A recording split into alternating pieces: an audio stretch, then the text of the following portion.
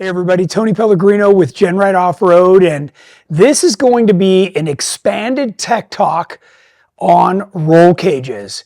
And there's a lot of information, and everybody, has the specific model of Jeep that, the cage is a little bit different and applies to you. I want to go over a broad range of things that GenRight in particular considers when building a roll cage for your Jeep. And I also want to remind everybody that me and my boys and my staff also drive in Jeeps with these exact same roll cages that we sell you.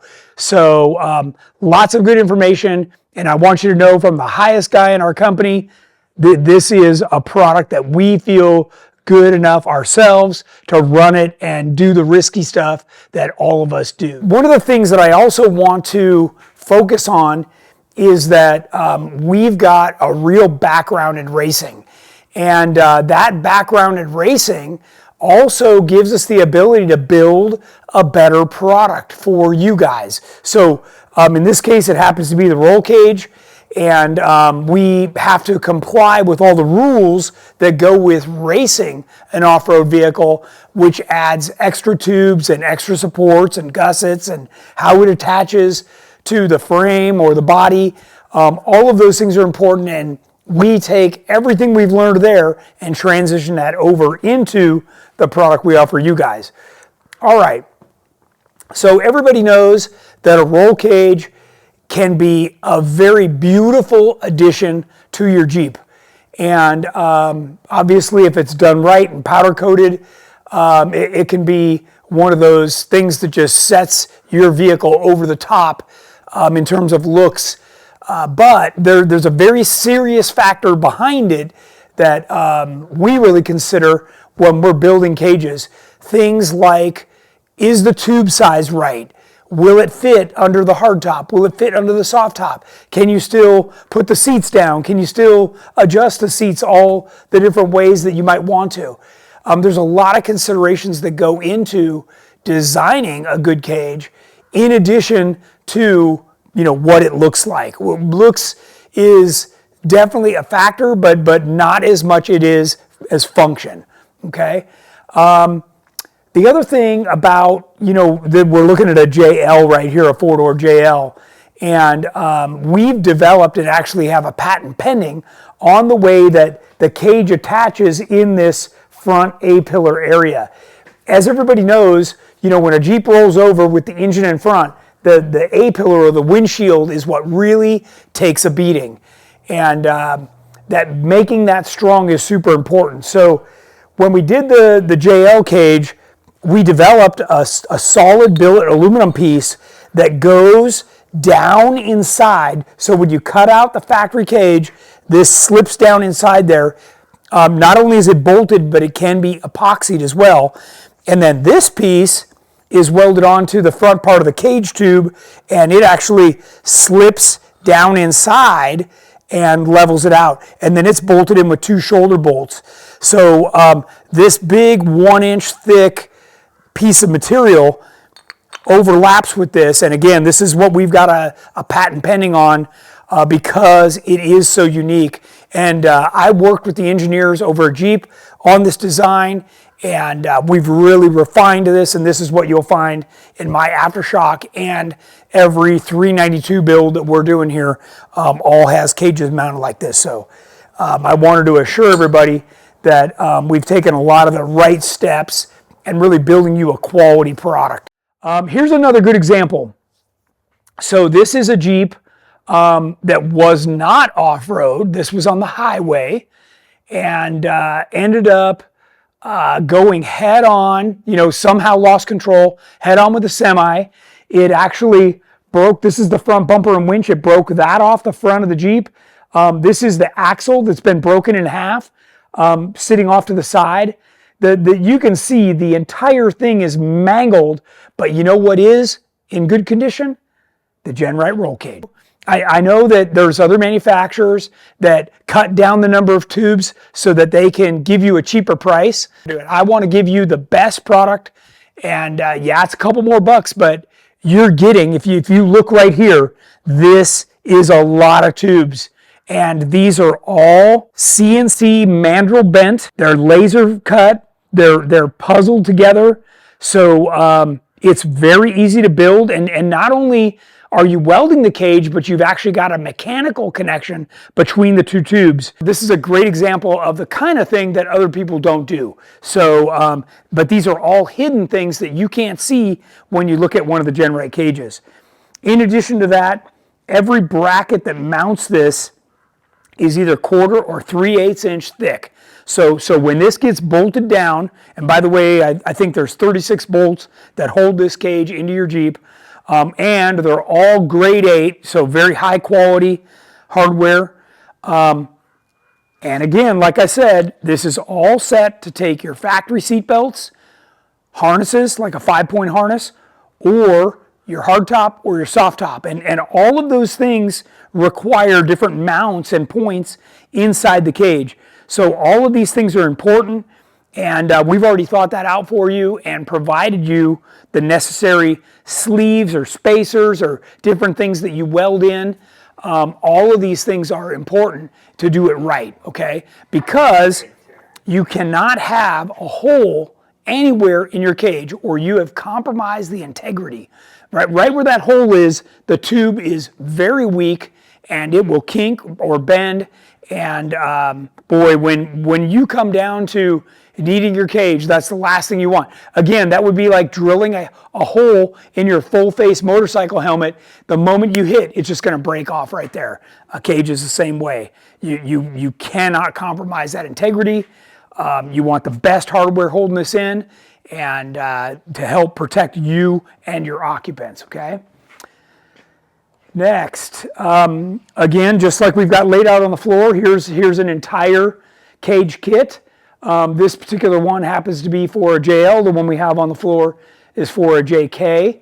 And you can see there are a lot of parts and pieces, plates, tubes, everything that go inside this.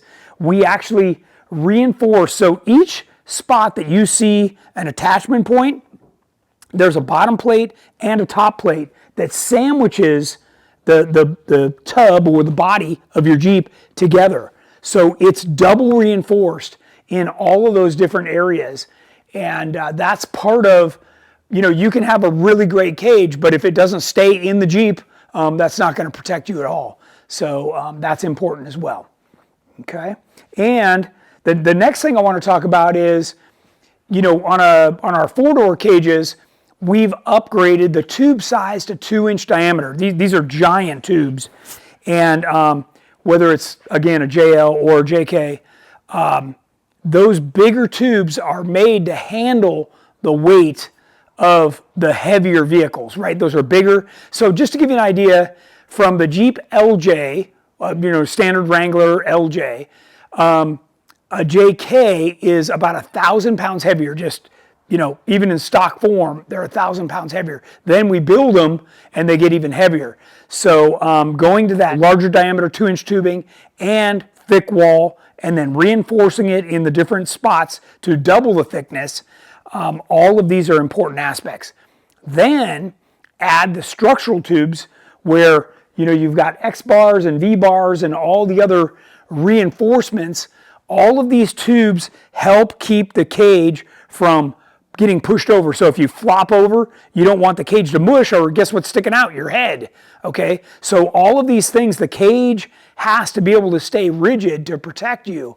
So whether you're going over or end over end or looping over backwards, all of these things we've taken into consideration to build you the best possible cage. One of the other options that we have for all of our cages is an 1/8-inch thick aluminum roof. And those are very important because they help distribute the load of whatever you're rolling into, right? You could be going into bushes, trees, rocks, who knows, but all of those things have the possibility of coming through the cage. Where we built cages for race cars require an 1/8-inch thick aluminum roof, and that's for a very good reason. And for those of you that don't know, even when I raced, I've had really high speed crashes over 100 miles an hour, and we've because of the cages we've built, I'm here to talk about it today. And boy, they were some bad crashes where I actually bruised my heart in the impacts of what was happening. So building a cage that's going to hold up is super important to me. The next thing we do is, especially on the JL, you bought this brand new $65,000+ vehicle with all of these nice new creature comforts, adaptive cruise control, lighted vanities, and we make sure that our cages retain all of that. So in addition to doing it where it'll work with a harder soft top, we also retain a bunch of those factory creature comforts. And that includes, if you've got satellite radio, the antenna, GPS, the antenna, all of these different things. If you start throwing these things away, your vehicle is not going to be happy. And those are important aspects to retain. And I don't know about you, but I've got a JL and I like all those things. So I want the safety, but I also want those nice creature comforts as well. So we do retain all that stuff. Next, each one of the joints, remember, is all laser cut. So if you look at any of the areas, these laser cuts are so exact and so nice that you can actually TIG weld the cage together if you want to. That requires a very exact tight fit. And I don't necessarily recommend that. You as a consumer spend a lot of extra money to have a cage TIG welded. MIG welding, just like this, is what we've done forever. It's what we've done on my Jeep, Jamie's Jeep, Jordan's Jeep. Here's a great example of some of the holes that we put in that register your top or the seat belts. And each one of these things is a machined bung that gets welded in on both sides. It has a little register on the back, and then you weld it in around the front. And if you don't want to use these, that's fine. You can put in a little button head bolt and you don't have to use it, but you cannot leave the holes open. You can't leave any holes of any kind open on your cage. And that includes drilling them for speakers and wires, and not on a GenRight cage. If you want to do that, go buy somebody else's. Ours are built to have the safety and integrity, and I want no holes of any kind drilled into these tubes. All right, here's another example of one of those seat belt bungs welded in. We always include the factory seat belt mount points. And then here's a good example of all the X bars, right? So you see the dash V bar and then the X bars on the B and C pillar behind that. All of these bars, these are the ones I was talking about that keep the cage from, if you dump it over on the side, keep it from parallelogramming over. This adds a ton of structure. Also, even on the street. So, you get side swiped or T-boned. This is going to keep the rest of the vehicle from coming in on you. This will keep all of the structure to the outside without it encroaching in on you and your passengers. Okay. All of these points that come together are called nodes, and each one of those nodes helps support the cage and its structure in a different way. And this is where a lot of other manufacturers or even custom cage builders cheap out, is they leave out a lot of these small tubes that are added gussets that reinforce the cage. Here's another view, and you can see how all of these tubes, have a certain path, and all of those attachment points and nodes, like I said, are very important to provide you and your passengers the right protection. Okay, so here's another example of a TJ or LJ kit where it's got the formed front stanchions that then tie into another plate that runs right below the doors. This provides a lot of protection. These stanchions are very thick, they're 1/4 inch thick, and this is a very nice way to build a cage that still gives you all the foot room you need to get in and out, because obviously if you're running tubes down to the floor, that starts to encroach on your footroom or in and out access, so to speak. Again, all thick plates and everything you need, including new grade 8 hardware on there. So here's that same cage kit built so you can see what it looks like. And we, again, reincorporate all of the factory seat belts, mounts, and fits with hard or soft top. Here's another one put in the Jeep that's been powder coated. We spend a lot of time to really figure out what's the best way to tie into the Jeep's structure. Here's a fastback cage. So if you're not running any rear passengers, this is an option. If you have any kind of people in the back though, you cannot run a fastback like this. There is no protection for occupants in the back. Again, one of the things I talked about before, having the rear seats be able to fold all the way flat is important to many of our customers. So we make sure that our design can incorporate that as well. And then of course, we started the company with a YJ. So that was one of our first cages that we did. And here's another good example of a JK. When it's powder coated white, it's really quite easy to see all the bars inside the cage. Here's a good example that I wanted to show everybody because everybody is worried about, well, what about all those wires? I don't want to see those wires. Well, all my wires are right there, everybody. So what we do is we put them in locations where it's not as obvious. And we use, zip ties that are colored similar to the cage, and they're up and across there to run the lights, to run the GPS antenna, the satellite radio. There's all kinds of stuff going on right there, but look at how clean it is. And you can still reach all your Freedom Top panels. Everything is just done really nicely.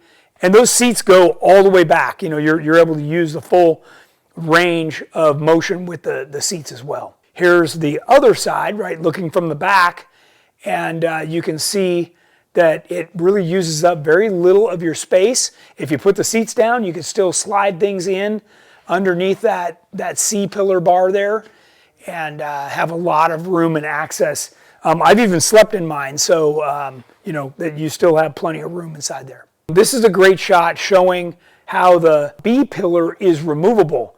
So if you want that true Jeep look when you take off the hard top and everything. Okay, here's another important aspect. Not only are the tubes all nicely laser cut and mandrel bent, each one is part numbered. So you get a little diagram that comes in the instructions, and this diagram has all the part numbers on it, and you just follow this along. So you find all the parts and you start sticking them together. If you notice, a lot of the time when you bend a tube, it'll get skinny, and what that does is it distorts the structure of the tube. In this case, there's a mandrel that goes inside the tube so that when it's being bent, the tube cannot kink. And this is the highest quality, DOM tubing, which means drawn over mandrel, and it's a seamless tube. So the structure is excellent in any direction. And then in addition to that, we laser cut it so that it all puzzles together. Even the different locations that come in from the X bars and stuff. This is all really important. I know you may not understand why, but this is the highest quality you can get. Here's a good example of what's called a tube coupler. And when you put in that C-pillar bar, you can make it removable. So if you know you're going to be out hard wheeling, you put that in. If you know that, hey, I need to be able to go to Costco this weekend and fill up the back of my Jeep, then you can pop it out and have all the room that you have. Here's it might be a little bit hard to see on the camera, but another image where the hardtop is over the cage to show everybody that it works perfectly fine with the factory seats, with the hardtop, and of course a soft top. This is what I was talking about. This is two images on a YJ or a CJ. We've got the dash plate, and then it tucks around and goes inside and is part of the structure of the tub, tying into the hinge. And this is what it looks like from the inside. And it's all reinforced and then sandwiched together with extra gussets and everything. This is a really, really clean way. That's all 1/4 inch thick, just super beefy. And we're out there doing the best job we can to build the strongest, safest cage. So, and then of course, I do want to mention to everybody that we do have an entire DIY section that you can buy some of the stanchions and other pieces, the little tube couplers. If you need to add on to your cage or build your own cage, those are always options. They're certainly not as strong as the full cage, but those are definitely options. If you don't feel confident in your ability to weld the cage, there are plenty of certified welders all over the country that know how to weld steel tubing. That's probably the easiest thing to weld out there. And certainly, like I talked about before, MIG welding is perfectly fine. If you have money falling out of your pockets, you can always have it TIG welded, but it's certainly not necessary. We talked about the hardware. The other thing I want to mention about the hardware is after you put the cage in and you go, rattle your Jeep around a little while, go back and check the tightness of the hardware. Anything loose on your vehicle, a loose wheel, is very unsafe and not strong. So you want to make sure that nothing is loosened up on your cage over time, so periodically check that. The other thing that we talked about, or that we did not talk about yet, was do you have enough headroom in your Jeep sitting in your seat after you put in the cage? You want at least a full fist above the top of your head, and that'll make a big difference. You can also, with aftermarket seats, you can get lower mounts. We make some lower mounts as well that can move you down in the vehicle and give you more headroom, especially if you're a taller person. There are some options even with one of our off-the-shelf cages. And then I've done entire videos on 5-point harnesses and how to wear them and what you do and how they work. I always recommend a 5-point harness if you've gone through the trouble to put in one of these cages. Invest in that. It's a great way to go. And then lastly, what I want to mention is you do not forget, even though you've done all these things to improve the safety of you and your occupants with the harnesses and the cage, don't forget about loose things in your Jeep. Even your cell phone or the winch remote, if that thing hits you in the face, it's going to hurt, let alone tools and things in your ice chest. You need to make sure that everything in your vehicle is buttoned down. And what I mean by that is in a case of some kind that's strapped down and secure. These are important things.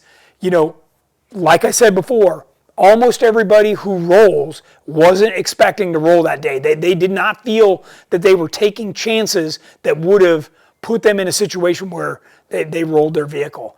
And you think about the stuff you have in your glove box or your center compartment, all that stuff comes out and flails around inside your Jeep with you while you're rolling. So, everybody that I talk to also says, hey, I don't wheel that hard, Well, I also know people that have just been driving their Jeep on the street and get T-boned or rear-ended or something by some other driver, and the cage really saved them, or they wish they had a cage, depending on which side of the story I'm getting told. So all important aspects that I want you to think about that just go along with this big lifted vehicle that you've chosen. So do yourself a favor, get yourself a cage, get it in soon, and that'll give you that added safety that will allow you to live another day and wheel another trail. All right, I hope that was helpful. Of course, you can call in and ask more questions to our sales desk. Those guys are great. Like I said, we've sold thousands of cages, and they can advise you on what would be best for you and maybe even help you find an installer in your area. So if you get a chance, check out our website, and we'd sure appreciate the business.